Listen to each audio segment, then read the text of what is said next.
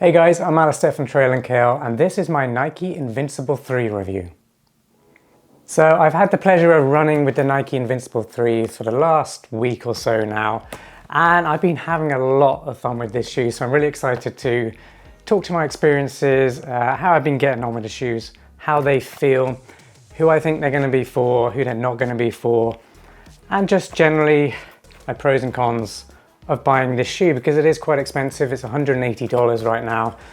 I have a British accent, but I live in California in the USA, so I'm going to be speaking in ounces and dollars throughout this review. So $180 for a shoe like this is quite a lot of money, so definitely stick through this video, stick to the end, and I'll tell you whether it's worth that money as well, so whether it's for you and whether it's worth you paying that much money for a shoe like this.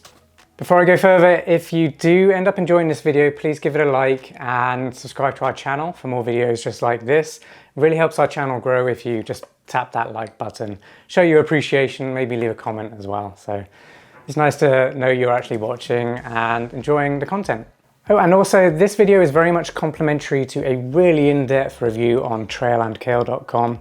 I'll pop a link to the full review of this shoe in the description down below and up there too. So definitely go check that one out as well, because there's much more deeper insights and photographs of the shoes, pictures of me running in them, so you kind of get a feel for how they look whilst you're wearing them, and yeah, generally you can see how happy I am whilst I'm wearing them. So let's get started with the first question that everyone is probably going to ask if they are looking to buy a shoe like this, is how does it fit? Is it true to size? Is it medium width, so on and so on? Well, I can confirm it is true to size. So I normally wear a US men's size 9 and these fit great. One thing to note on the higher end, more premium Nike running shoes, like the racing shoes, Alpha Fly for example, and this one to some extent, is the mid-foot does kind of narrow a little bit. And that's because, well, it's this section here which you will find will narrow in on your midfoot, and you might feel it there on your midfoot. When you first put them on, you might think, well, these feel a bit too tight, a bit too narrow in this area. And I felt the same. I do find this with Nike racing shoes, for example. But actually when you're running in them, you don't really feel that narrowness. It's obviously been designed that way so that when you're actually moving at speed, there's no real pressure in that area. So don't worry about that, but I thought I should mention it. The rest of the shoe, including the toe box, is a medium width. I'd say there's a little bit extra room in there, a little bit more than medium actually. So after running for a while, your feet will actually kind of expand and contract as you get warmer and cooler. So the shoe does fit true to size. Some more information that you might want to know is the shoe weighs 9.9 ounces for a size 9, men's US 9. That's not the lightest shoe, but actually this shoe does feel very light when it's on, and I think that's kind of like almost like a trick of the mind, because there's just so much cushioning on this, so much bounce, compression, and actually energy return, that you wouldn't expect it to feel this light. So actually it feels like a much lighter shoe when you're running in them and when you just put them on in general. So no complaints about the weight, although it's not the lightest shoe out there by any means. The drop from heel to toe, which is how much your heel is off the ground in comparison to the forefoot. So it's 9 millimeters from heel to toe, and there is quite a high stack height on the shoe, which means in general you are off the ground quite a lot. And they've done that to be able to increase the cushioning and bounce within this midsole here, which you really feel when you're running, by the way. And the midsole is Zoom X foam. So what that means is you're going to get insane cushioning, bounce, energy return, but it's also very light for the amount of foam that's there. And that's what Zoom X is just so incredible for. And you will find Nike putting Zoom X in a lot of their premium racing shoes, their high-end shoes right now, because I guess it is expensive for them. and it really does perform way beyond anything like React Foam, for example. Right, let's go over some key features of this shoe that makes it stand out from other running shoes on the market right now. I'm going to start with the midsole, the ZoomX midsole, which I've just been chatting about briefly.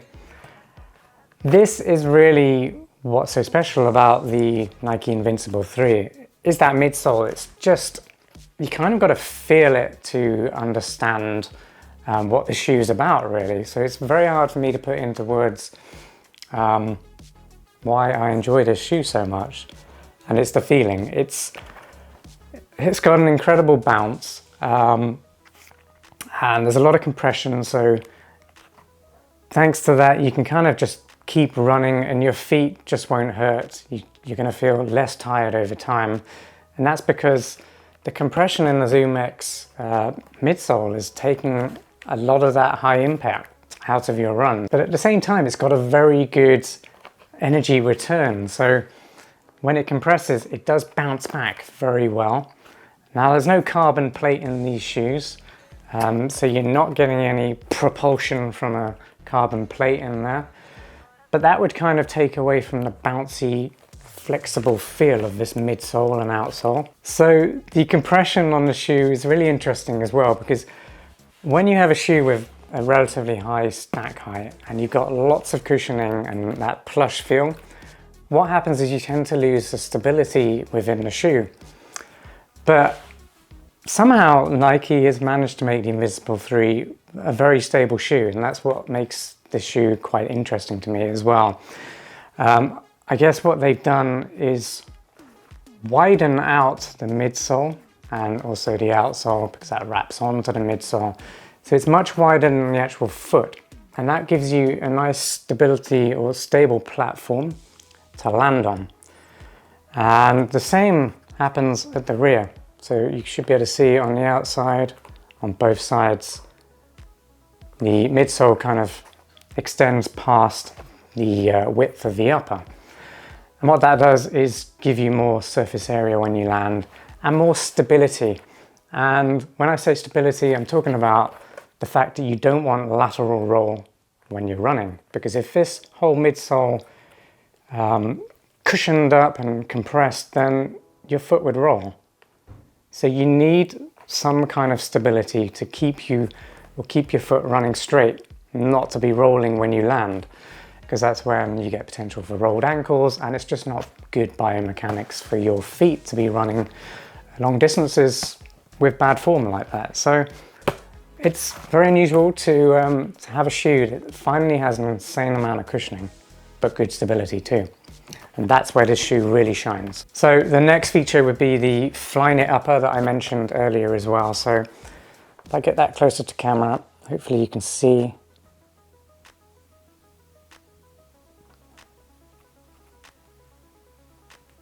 It's really interesting because hopefully you can hear this. It gives you an idea of what kind of material is on the outside. So it's kind of like a scratchy, very durable material on the outside, but it's soft on the inside. And you can see, if I get close up here, you can kind of see this Flyknit structure going on here, which are like loops of fabric, and that kind of gives it the stretch. You might be used to seeing Flyknit kind of going from the laces where they join with the shoe, and that gives the shoe that expansion that you need when you're running. But they're using it in the upper, and that's really cool. However, it is very durable. It's also very breathable, and Nike has managed to keep it very durable by having breathability zones. So it's not super breathable all the way around the shoe. They've got zones, and that kind of keeps durability overall very good and very strong. So I like to test breathability of a shoe by putting my hand inside the shoe and just blowing through the shoe, so you can kind of see how much airflow goes through, and that obviously means how much kind of heat is allowed to escape from inside as well. So I can confirm the breathability is very good, and the zoning is fairly what you'd expect. It's kind of around the sides of the shoes, above the toe box as well, not very much around the heel, because air can escape outside this big hole that you put your foot in, so it's not really needed around there. The cushioning is really nice, it's very soft on the inside here. Hopefully you can see, if I just compress that. Very comfortable, a nice thick tongue as well, which I'm always a fan of. That means you can do the laces up nice and snug and you won't feel the pressure of the laces coming down on your foot. So great tongue, really nice materials, durable upper, breathable. Couldn't really ask for much more in terms of the upper. One thing I will point out on the upper, you can see the Nike swoosh logo is nicely mirrored. It just looks, it's a nice touch from Nike just to flip it on there, so you've got a nice bit of symmetry. The third feature that I'm going to mention is that there is a finger loop at the back. It's a nice size, you can very easily get your finger in there to slip these shoes on when you need to. And if you're wearing gloves, if you're running in a colder climate right now, then there's enough room to kind of get your fingertip in there if you are wearing gloves and slip them on. This is also the only area on the shoe that has reflective detailing, and that's kind of on the back of this black fabric that goes up on the finger loop. So there doesn't seem to be any other reflectivities on the shoe. I would like to see that because I do sometimes run in the dark, and any protection I can get from vehicles or anything like that out on the roads, the better really. So it'd be nice just to see that on the shoe. They could have done it on the swoosh, for example. The fourth feature then that I kind of like about these shoes, and I did mention it very briefly earlier, and that's the outsole. So the outsole is really thin. So it's very unusual. They've managed to create this feeling of bounciness because the outsole wraps around the midsole so well and it flexes with the midsole. So normally you would get quite a thick rubber tread on the outsole of a shoe, and that gives you that rigidity and stability. But interestingly, they've kind of made it very thin, and you can see it bends with the midsole. So it kind of cushions. It's very soft on the bottom, and it's very unusual. That really adds to the bounciness and the playfulness of this shoe. The tread's very good as well. I haven't had any slips. It seems to be holding up very well. It's very durable. You can see.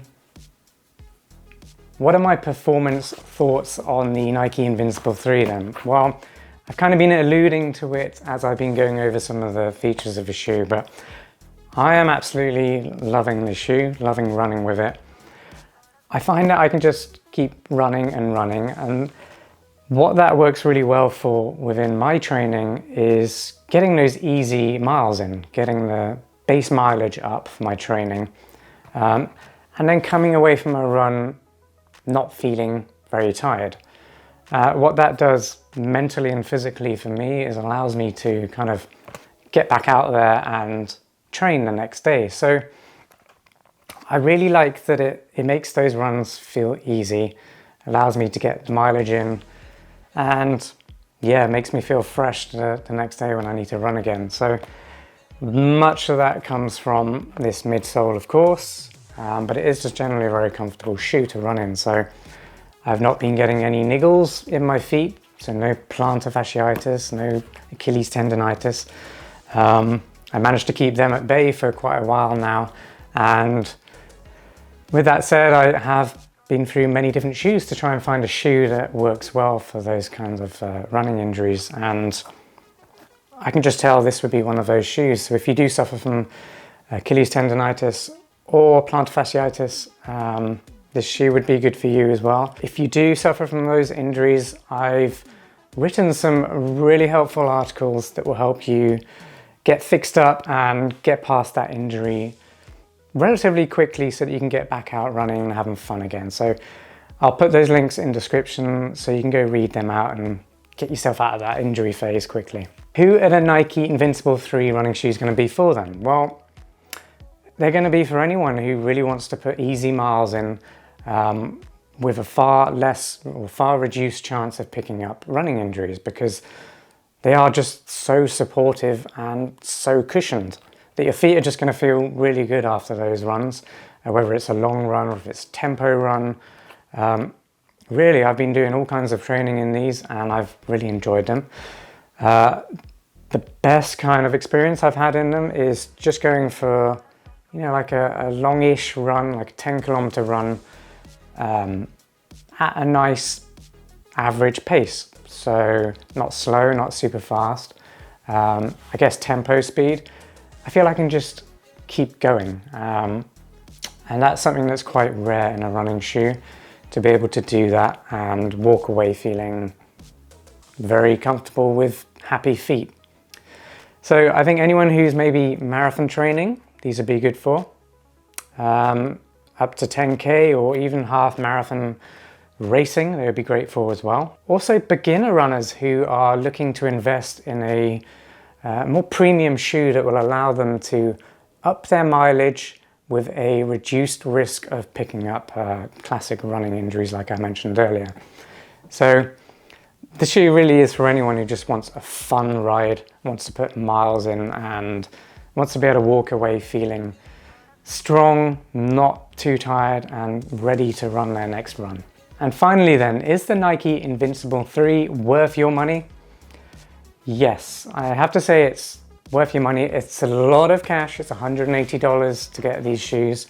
But durability so far seems to be holding out well. The experience is something you can't really get in other shoes right now. That's not something I've experienced in other shoes. Hoka is very close. The Clifton 9, which I'm testing, is a very good shoe as well. And very similar for that matter. But yeah, it's just something that's very unique. I think it's worth the money, especially if you are upping your training, ramping up your mileage. If you're training for a marathon, for example, then you're going to absolutely love these shoes. I promise you. You got to try them to believe it. So maybe you should just bite the bullet, get a pair. You can always return them if you don't really like the feel of them, but I'm very confident that you will. Especially if you run in the Nike Invincible running shoe before, then I think you're going to enjoy this one just for the extra stack height and more cushioning and definitely more stability. Well, thanks for watching this Nike Invincible 3 review. I'm Alistair from Trail & Kale. If you did enjoy this video, please give it a like. Share it with a friend if they're looking for a new fun running shoe. And consider subscribing to our channel for more videos just like this. Thanks for watching and I'll see you next time.